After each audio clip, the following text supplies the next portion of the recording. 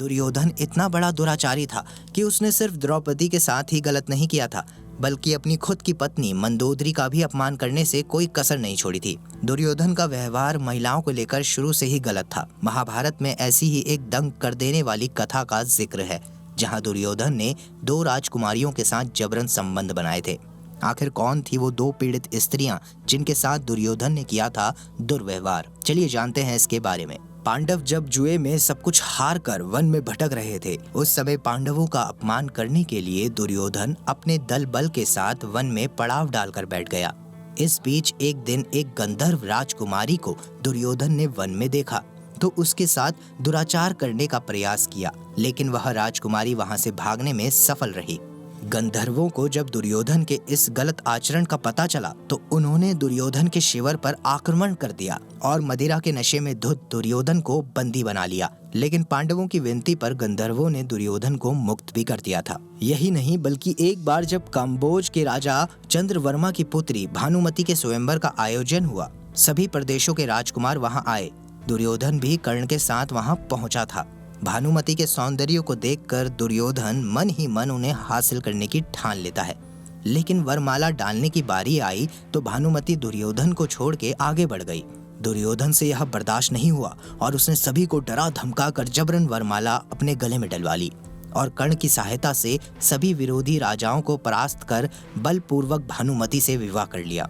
कलिंग के राजा की पुत्री से बलपूर्वक विवाह भानुमति की तरह ही कलिंग की राजकुमारी के साथ भी दुर्योधन ने बलपूर्वक विवाह किया।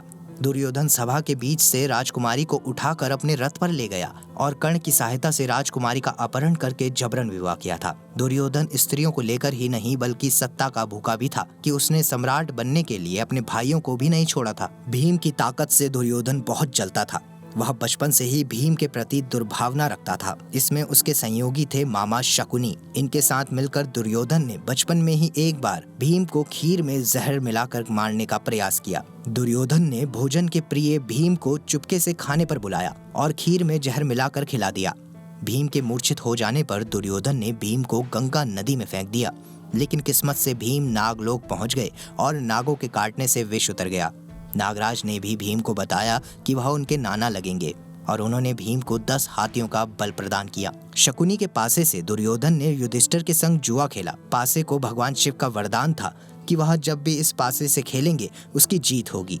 दुर्योधन ने इस तरह छल से पांडवों को जुए में हराकर उनका राज्य हड़प लिया था और कौरवों की अंत की वजह से सबसे बड़ा योगदान था द्रौपदी के साथ अत्याचार। जुए में हार जाने के बाद दुर्योधन ने द्रौपदी को सभा के बीच बुलवा लिया और निवस्त्र करने का आदेश दिया। साथ ही जंगा को पीटकर उस पर बैठने के लिए बोला। यहाँ दुर्योधन ने मर्यादा और आचार विचार का पूरी तरह खंडन किया और नीचता का प्रदर्शन किया। इसी भ्रष्ट आचरण के कारण भीम ने दुर्योधन की जंगा तोड़ने का प्रण लिया और महाभारत युद्ध में वचन को पूरा किया। दुर्योधन का अंत तो महाभारत में निश्चित था, लेकिन आज के समय में जो महिलाओं के साथ दुर्व्यवहार होता है उसके लिए क्या कोई भीम नहीं है? क्या कोई सत्पुरुष नहीं है जो इसके खिलाफ कड़े नियम लाए? दोस्तों, आपको हमारी ये वीडियो कैसी लगी हमें कमेंट बॉक्स में जरूर बताएं।